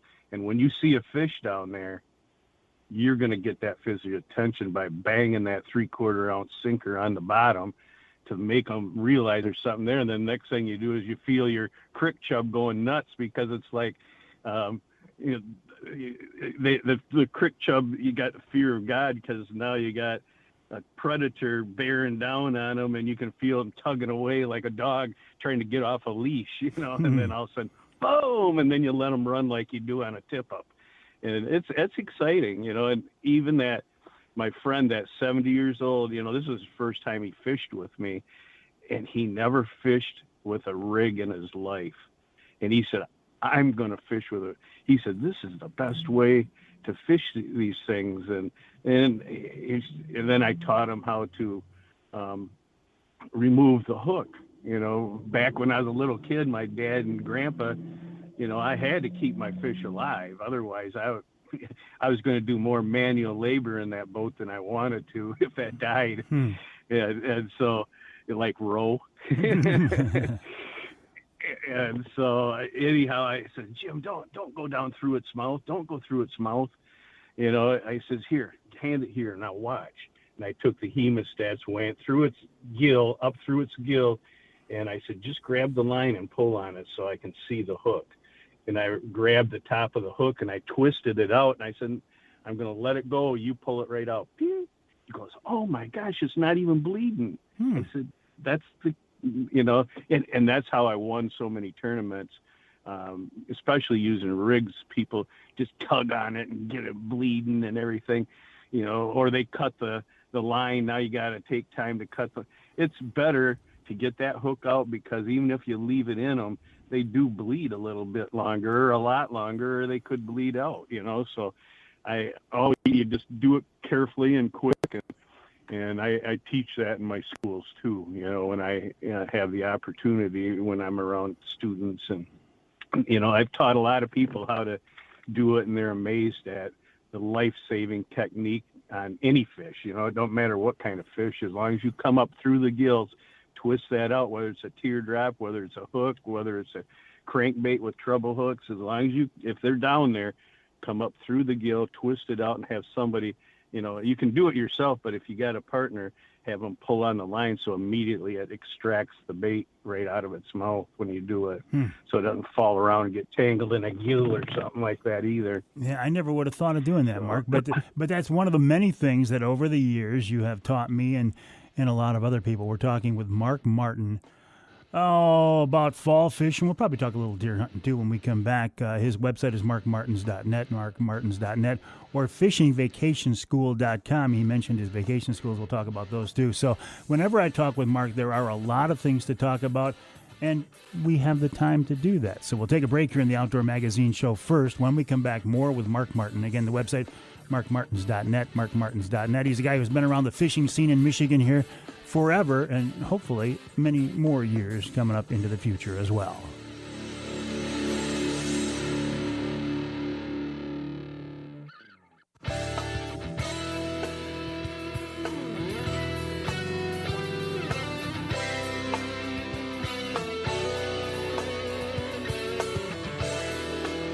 You can hear the Outdoor Magazine show in Ludington on News 97, 98, 98.7 WLDN. You can hear us in Port Huron, WPHM 1380 AM. And you can hear us in Manistee on WTIQ 1490 AM 95.3 FM. This segment of Outdoor Magazine is brought to you by Reader Landscaping. Reader can take care of your lawn and property because it's your nature and our nurture. Let them create an outdoor getaway in your backyard as they have for me. This time of year, well, Reader just wrapped up their sprinkler maintenance. I think they've gone through the entire cycle of blowing out people's sprinkler systems. I think I was one of their last customers. In fact, we waited till the very end because we've got this beautiful water feature that Reader put in for us that we just didn't want to say goodbye to for the season. But you have to. Also, fall cleanup is wrapping up now. You still have fall containers, holiday containers. Reader can put those together, bring them right to your house, put them right in your patio, put them right on your front porch. And, you know, I hate to mention it, but there is this thing coming up that I don't know how much we're going to get, right? If we do get snow this year, do you want to take care of it? We're going to get some, right? Do you want to take care of it? Or would you rather sit inside where it's nice and warm and drink a cup of coffee and look out the window and watch the folks from Reader take care of your snow removal? Well, they can do that and much more. Check it. They're like a full-service shop for everything lawn, property, snow, fall cleanup. Reader can just take care of it all. Your one-stop shop. Check them out online at readerlandscaping.com. That's readerlandscaping.com. While you are online, please check out my website, MikeAveryOutdoors.com. And here's a couple more for you to check out, markmartins.net and fishingvacationschool.com. Those are obviously the websites of Mark Martin, a guy who's been around the fishing scene here in Michigan forever. Mark, appreciate your time this week. Do you still do tournaments, or are you out of that world now? I basically started to MC some tournaments. You know, I was out in where I fished them before, and now they want me to come back and be the head MC because I know the body of water, what questions to ask, and even know a few of my fellow competitors that were younger than me that are now getting established out there. So it's kind of fun. You know, it's a different twist to the same thing, but I'm not out there pounding the water but you know, I kind of miss it in some ways, but the thing I like is at least I get to talk to my fellow competitors. Sure. And ask them, and you know, and be intelligent when you're asking questions too. So that's the thing I am doing. But no, I'm not fishing the tournaments per se as a tournament competitor. You know? Hey, listen, you put your time in, you paid your dues, and that's not an easy way to make a living. I've never done it, but I've seen enough of it to know that that's not an easy way to do it. No, 43 years of it. Oh my gosh, really? Wow. Yeah. Wow. More than most people work. One job. Exactly. So these days you're doing a lot of teaching, a lot of fishing education. Speaking of that, your fishing vacation schools. Now, yep. Are you kind of on hold with those until we get ice? Is the ice fishing season the next one coming up? I've been talking with Chambers that I'm, you know, with Houghton Lake and Mullet Lake, Sheboygan, and Saginaw, and we're talking about different days, but it's just talk right now. Before, you could settle on a day back in June years back, and you'd be fine, you know. And now it's like the last 2 years have, you know, especially last year when we didn't get any in, so that, you know, it gets everybody a little nervous, including me. But I think on the positive side that we're going to get ice. But we haven't quite sit in on the dates yet. You know, maybe Houghton Lake might be the 5th through the 8th of January, and it could be dropped to the next week Sunday down, so, and the same goes with Mullet Lake. I got a couple weeks we're talking, and the same goes right after Mullet. We'd go right to Saginaw. So whatever it is, everybody's going to hear about it if they watch my 2 websites, or just want to email me, and I'll put them on a list to give them a call when it does pan out. Well, how about like in Saginaw Bay? Why not just say, all right, we're going to do a December open water late season trolling school? That would work.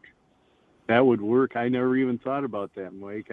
And they probably work with the rest of the guys too. They probably love it, because we love doing those open water schools, teaching people out of their own equipment, with their own equipment, and watching them excel, and listen to their comments, every night when we're done at the table, and getting their emails throughout the year going, they're all excited because they improve so much with their own equipment, and they're fishing tournaments, and they're doing well in tournaments too. So that really, that makes us all happy that we're doing the right thing. So yeah, give me, I'm going to run that by the boys and see what they come up with. That just makes like a lot of sense, because it's such a great fishery out there.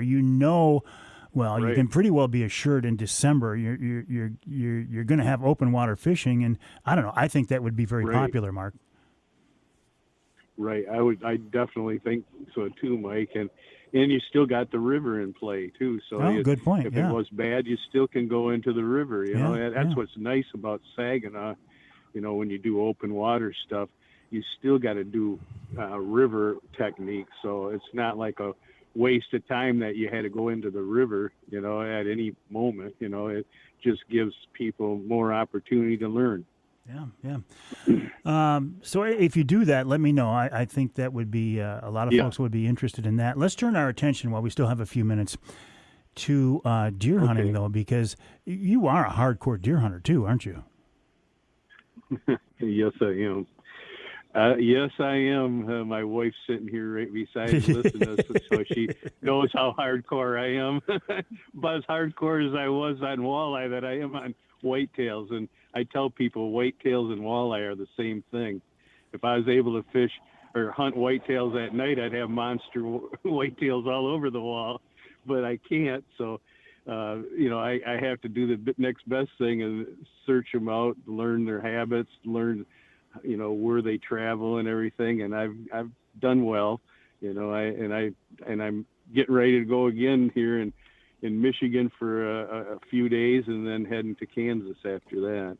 Well, listen, I'm not going to let that statement go without following up on it. Whitetails and walleyes are the same thing. In what ways, Mark?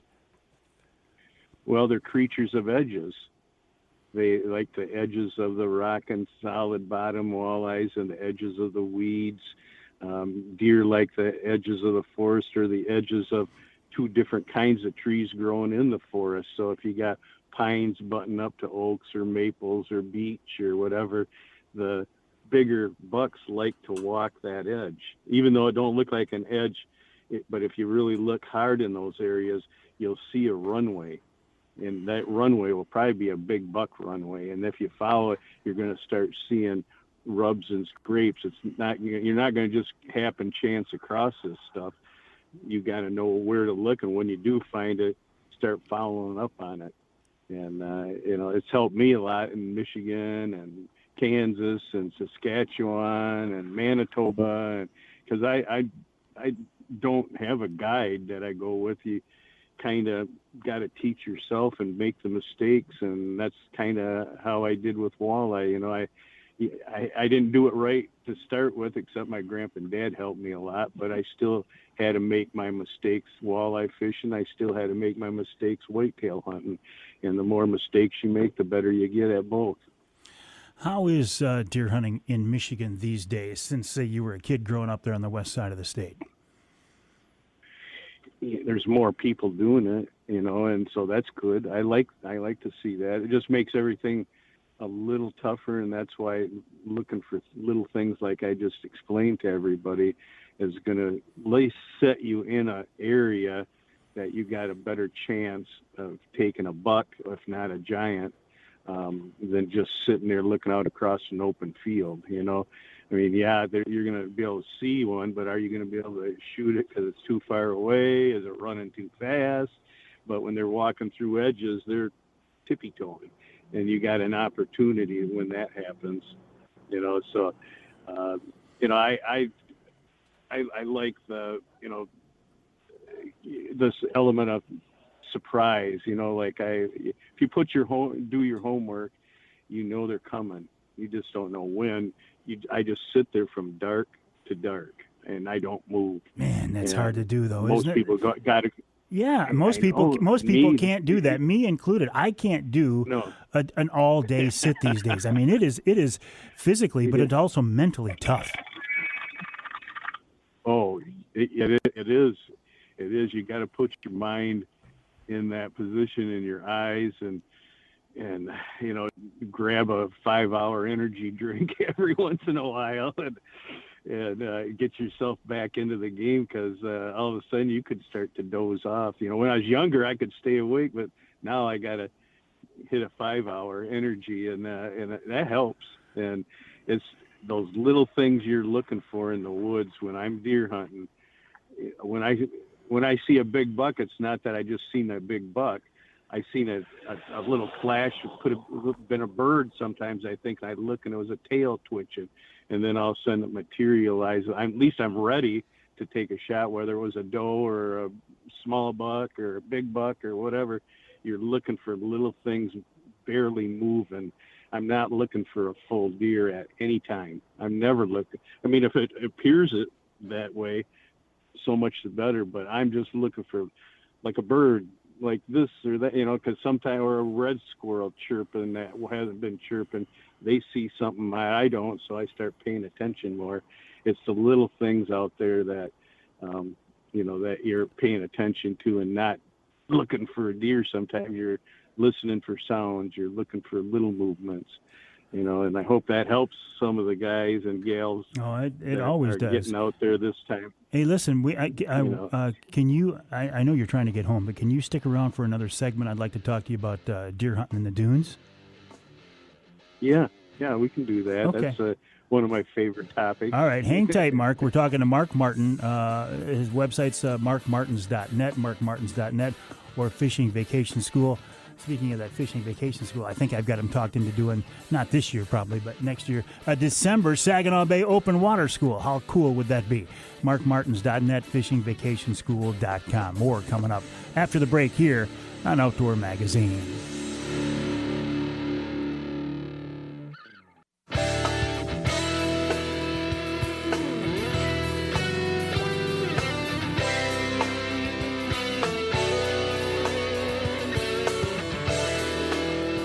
You can hear the Outdoor Magazine show in Manistee on WMLQ 97.7 FM. You can hear us in Sandusky on WMIC 660 AM 95.3 FM. And you can hear us in Saginaw on WSTW 790 AM 100.5 FM. I'm in the studio of WSGW right now, although this one small corner of the building, as you know by now, for these 3 hours is called the Outdoor Magazine Studio. And I've had, nobody has really challenged me on that. I guess I have no legal authority to call it that, but, you know, they let me get away with it. I'm in here today with Charlie Rood, who is doing a great job, as always. When I walked in here this morning, there was a sign on my little stand that I use. It says, "Welcome back, Mr. Avery." That was put there by Charlie Rood. I suspect nobody else was going to do it. Charlie, it's that type of thing that makes me so very glad to work with you, and so proud to work with you and call you a coworker and a friend, Charlie, and I appreciate that.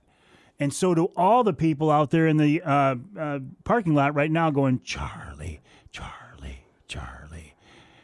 Art Lewis, who is standing by in the door right now, also came in and wished me well wishes and a speedy recovery. And guys, I appreciate that, and you guys are true friends, and thank you. I really mean that so very much. Another guy who's been a friend for years and years and years and years is Mark Martin, and he's with us now, patiently standing by on the phone line. Mark, I do appreciate your time. Before we let you go, though, I want to talk very briefly about the concept of hunting whitetails in the sand dunes. I had never heard about that before until you brought it up several years ago, and man, that's a very effective technique, isn't it? Oh, very effective.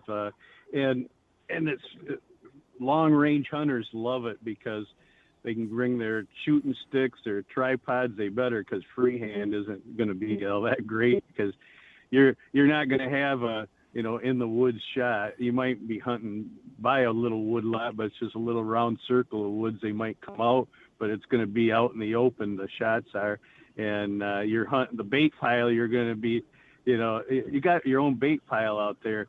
It's a bunch of beech trees or acorn tree or oak trees and stuff like that, and you're just hunting around these little pockets out in the middle of the sand dunes, and so you're just watching what comes in and what comes out, sitting up, away.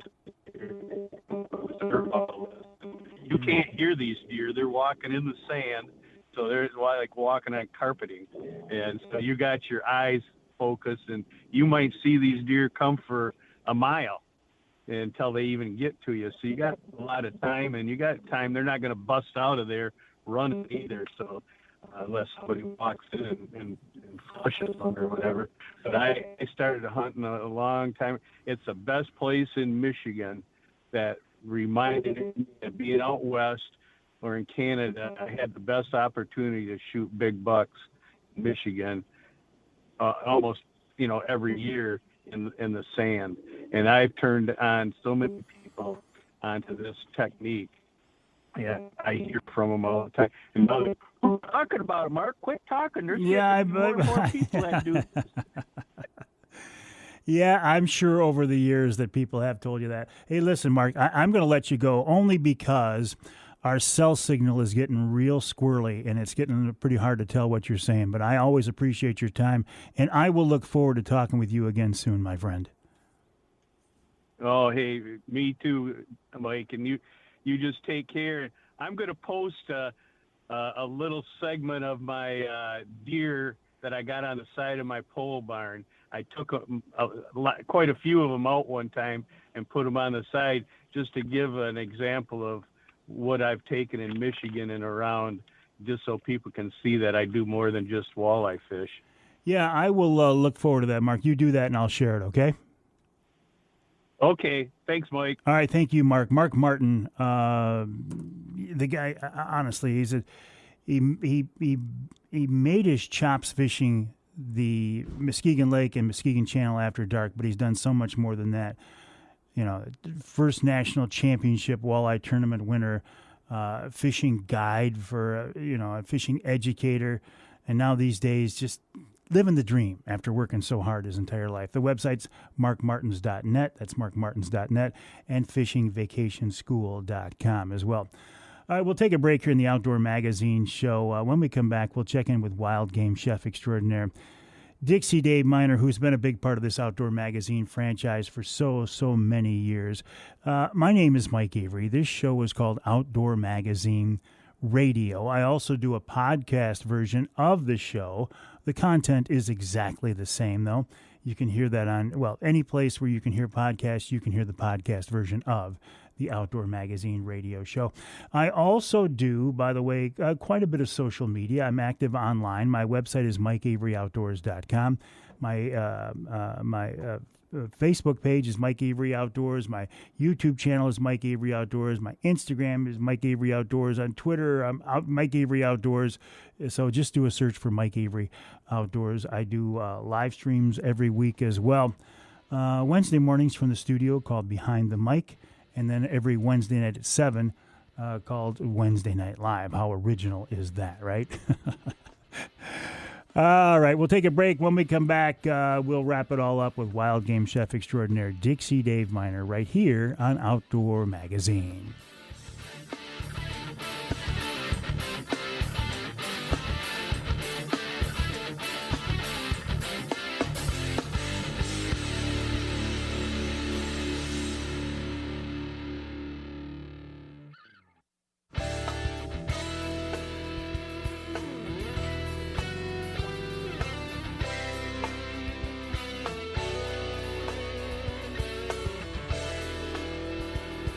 Welcome back to Outdoor Magazine. So glad to have you along with us. If you are a longtime listener, thank you. I appreciate that so much. If you are fairly new to the show, thank you for that as well. I hope you can come back and join us again. If you do, you will know that, each week about this time, at the end of the show, we like to wrap up each week's show with wild game chef extraordinaire Dixie Dave Minar. Just a great guy, great friend of mine, a master in the kitchen and a master with wild game, and he's with us once again. David, welcome back. How are you? Good. Thank you for the kind words. Always a pleasure, my friend. Always and what do you have for us this week, David? Well, we've got a venison steak with apples and morels, and that's on page 102 of the cookbook. And seeing as how we're getting into rifle season here, by the time people listen to this, rifle season would already started, right? Absolutely, it will. Oh, boy. So we need about 7 or 8 ounces of venison steak per person. I would say you want to use the more tender, whether it be the loin or some of the leg steak, out of the top round. You can put it between saran wrap, pound it down a little bit, kind of break up the fiber. You need a dozen or more morels, washed, desanded, and cut in half or so. Or if you got them frozen, you can still use them. They would really be good for this. 2 apples peeled and sliced thin. 1 small can of artichoke hearts quartered, because you don't want the halves or the holes on your plate. You want to make it a little smaller. Medium onion diced fine. A jar of beef gravy. 2 tablespoons or so of garlic butter. And you can make the recipe on page 2 or just wing it however you think is good for your new use. A couple ounces of apple schnapps, a couple ounces of burgundy wine, flour to dredge, olive oil to saute, and black pepper. You can grate that all over the steaks before you do anything. So after you got them pounded out, dredge the steaks in flour, and then in a very hot pan with a small amount of oil, brown the steaks on both sides. Remove them while they're nice and rare, and keep them on a plate off to the side. In the same pan, you can saute the onions for 3 or 4 minutes slowly. You don't want to burn these. You just want to make them nice and transparent to break the flavor loose. And then you can add the apples and the morels and flambe, or you can put the burgundy in first and then put the schnapps in, and then it shouldn't poof up too much. And when the flames subside down, you can bring it back over to the range. You can use a barbecue lighter to light the thing on fire, and then once you get that back on the stove, you want to reduce it down by about half volume, so it's going to concentrate the flavor. And then add the beef gravy, bring that back up to a boil. As much gravy as you need. You might not want to have the whole jar, depending on how many steaks you got. And you want to cook for 2 or 3, 4 minutes, just enough to get it nice and hot and bubbly, and then finish with garlic butter. A little pat or 2 makes a real nice sheen and gives it a good flavor. And add the steaks back and bring that up to a boil for maybe a minute or so, because you don't want to overcook this. And then I would say it would be ready for dining use. Mm-hmm. Dave, you talk about flambeing, which is basically, catching these dishes on fire. It's very impressive. It looks wonderful, but, some people are going to be reluctant to do that. Is that a necessity, or is that more of an extra just for show? Well, it's both. You want to burn the alcohol off, but you can cook it longer with a high heat, and that would burn off the alcohol also, too. But when you flambe it, the alcohol goes away, and you just leave the residual flavor. It's sure impressive, isn't it? It is. We did it for the show. People really commented on it a lot when we did TV. And I remember, too, when you used to cook tableside in the restaurant there, and I don't know how you didn't catch that ceiling on fire. Well, we had the fire department come one time, and then Then we had to let them know when we were going to work on Saturday nights. Oh, man. Disregard that thing. Yeah, wonderful times, good times, days. And also, too, I don't want to get too far ahead of ourselves, but we will do another Wednesday night live at the Lumberjack Restaurant in West Branch again sometime. And the offer will be there for you to be our guest of honor, our chef. Will you be able to do that? Will you be available to do that again, Dave? More than likely. Excellent. All right, we'll keep that in mind. And we'll look forward to talking with you next time right here on the show, David. All righty. Well, thanks, Mike. How you doing? I'm here. That's good. I'm doing good. I'm here. Good. All right, David, appreciate that. We'll talk again next week. Bye. Wild game chef extraordinaire Dixie Dave Minar, a big part of the Outdoor Magazine show, as are you. I say that every week, but I mean that. If you weren't here listening to the show, if you weren't here following me on social media, this whole thing wouldn't be possible. And I got to be honest, this week especially, that does mean a lot because I've been through quite a bit here the last couple of weeks, but I am here, again, with God's grace. And with God's grace, I will be here next week as well. But this weekend, I am in the whitetail woods trying to put down a nice Michigan buck, as you probably are as well. Don't hesitate to share those pictures with me. Send them to me in an email, mike@mikeaveryoutdoors.com. That's mike@mikeaveryoutdoors.com. Love to see your pictures. Love to hear from you. Let me know what's going on. Website, mikeaveryoutdoors.com. My email again, address, mike@mikeaveryoutdoors.com. Appreciate you joining me this week. I will look forward to talking with you next time right here on Outdoor Magazine Radio.